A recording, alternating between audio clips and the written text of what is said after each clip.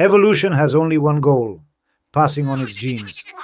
Every living organism on this planet is, in essence, a sophisticated biological machine built to keep DNA alive. From that perspective, contraception is the greatest rebellion against nature, a human attempt to separate pleasure from its inevitable consequence. But why did we ever need this rebellion in the first place?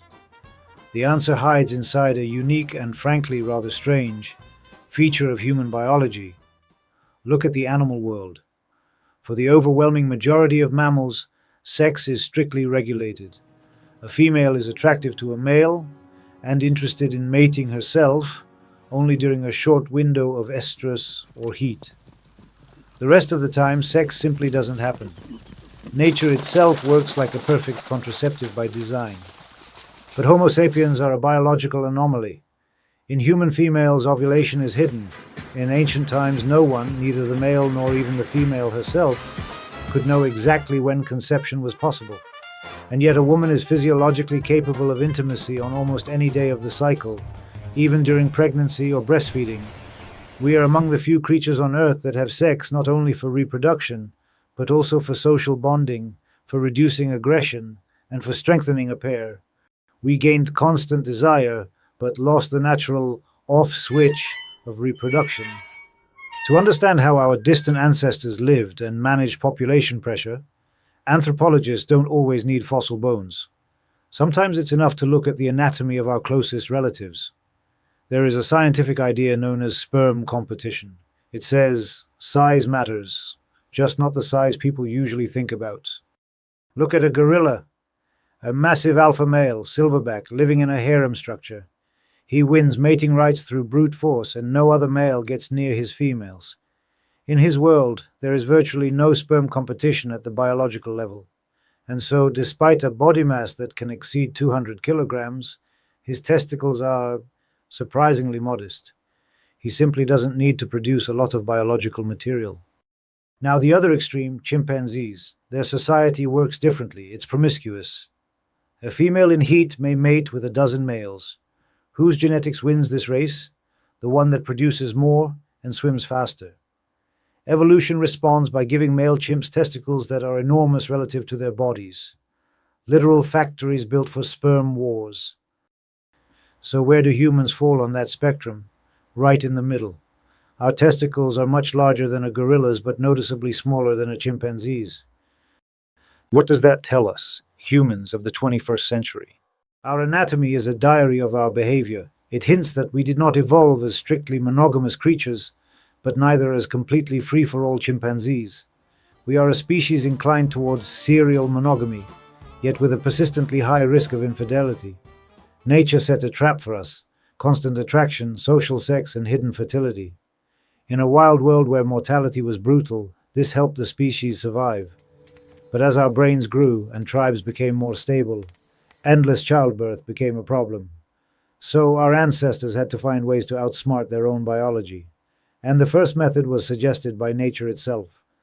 To see it, we have to travel tens of thousands of years back, into an era with no lighting, but already secret knowledge. We often imagine prehistoric humans as creatures who reproduced uncontrollably until a saber-toothed tiger ate them. But that's a myth. If we look at modern hunter-gatherer groups who live in ways similar to our ancestors 30,000 years ago, for example the Zhu Huanzi in the Kalahari, we see something astonishing.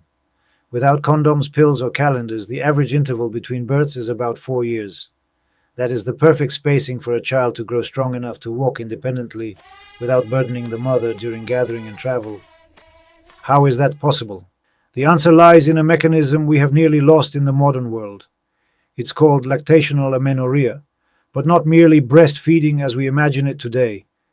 In the wild, a woman doesn't feed on a schedule. She feeds on demand, sometimes every 15 minutes, little by little, day and night. That constant stimulation drives the body to produce large amounts of prolactin, a hormone that blocks ovulation. In other words, while a woman carries her child and feeds continuously, nature puts her reproductive system on pause. This was the first built-in form of contraception. It helped the tribe survive without overloading itself with extra mouths to feed. But nature offers no guarantees. What happened if the mechanism failed, or if twins were born in a hungry year? This is where the history of contraception touches the darkest side of our past. Anthropological evidence and observations of isolated Amazonian groups reveal a brutal arithmetic of survival. If the group could not feed a new member, or if the mother was too weak, infanticide sometimes occurred. Leaving newborns behind was not an act of cruelty in their minds, but a survival strategy for the group. Yet the human mind always searched for alternatives. Long before the wheel was invented, women began experimenting with biochemistry. The knowledge of shamans, healers, and herbalists was passed down by word of mouth for thousands of years. Through trial and error, often at the cost of health and sometimes life, our ancestors discovered plants that could prevent pregnancy or end it. Wild carrot, tansy, pennyroyal, rue. This was the first primitive and dangerous pharmacology. Some of these herbs truly worked as abortifacients. Others were simply poison, and a woman might die faster than the pregnancy ended. But the real turning point came when humans stopped wandering and began building cities. The agricultural revolution changed everything. More food, more children needed as labor, and sharper problems of inheritance and property. With the first civilizations and the birth of writing, contraception stopped being only a matter of survival. It became a matter of medicine, magic, and pleasure. So now we travel to ancient Egypt and the classical world, where human ingenuity in trying to outwit nature became almost unbelievable. With the rise of writing, we can finally read ancient recipes, and some of them can shock a modern viewer. We arrive in ancient Egypt about 2,000 years before our era. The Kahun Papyrus, one of the oldest medical texts in history, offers women a method that required real courage. The recipe is simple: honey, fermented dough, and crocodile dung. It sounds like a magical ritual or an insult, but there is a grim logic behind it. The dung could create a hostile chemical environment and act as a physical barrier, while the sticky mixture of gluten and honey could slow sperm down and block their movement. Without realizing it, Egyptians had invented an early spermicide. We'll leave the hygiene implications to your imagination. But the true golden age of ancient contraception didn't bloom on the Nile. It happened in North Africa, in the Greek colony of Cyrene. That's where a plant grew that became a legend, and the first casualty of humanity's appetite for consequence-free love. Its name was silphium. This umbrella family plant was so valuable that it was stamped on coins and stored in state treasuries alongside gold and silver, because silphium was an extraordinarily effective oral contraceptive. Roman women reportedly drank its sap once a month, and, according to writers like Pliny the Elder and Soranus of Ephesus, it reliably prevented pregnancy. It was the ancient pill, natural and powerful. Demand was enormous. Romans loved silphium. They used it as a spice, they fed it to livestock to tenderize meat, and yes, they used it in bedrooms. But there was a problem. Silphium could not be cultivated. It grew only wild, in a narrow strip of coastline in what is now Libya. Human desire harvested it into extinction. Legend says the last stalk was picked and presented to Emperor Nero. He ate it. And with that, humanity lost the secret of relatively safe contraception for more than 1,000 years. Yet silphium left a legacy we still see every day, without realizing it. Look at silphium seeds depicted on ancient Cyrenian coins. Do they look familiar? The seed shape resembles the heart symbol we send today in emojis and Valentine cards. History's irony is perfect. The symbol of romantic love may have begun as a logo for a product that let people enjoy love without producing children. Not all methods were so poetic. In Rome and in ancient China, people chased infertility through terrifying risks. Wealthy women drank heated mercury to calm the womb. Yes, these heavy metals could cause miscarriage and sterility. But along with the ability not to give birth, women often lost their health, their minds, and their lives. After the fall of the Roman Empire, knowledge of herbs and safer methods faded across Europe. The continent moved into the Middle Ages, where the Church would condemn birth control as sin. But the East chose another path, and it invented eunuchs. While Europe sank into the Middle Ages, where the Church declared any birth control sinful and chastity belts existed more in male fantasy than in reality, the East solved the issue in a radical way. In the wealthy harems of the Ottoman Empire or Imperial China, sultans and emperors used a method with 100% certainty: castration, eunuchs. But let's look at it through biology, not cruelty. The ruler didn't need eunuchs merely as servants. He needed genetic certainty. In a world without DNA tests, a eunuch guaranteed that imperial resources would raise the ruler's children, not the children of a random guard. It was the most expensive and bloodiest contraception in history. Then came the real revolution, at the end of the 15th century, and it was delivered by the sailors of Columbus.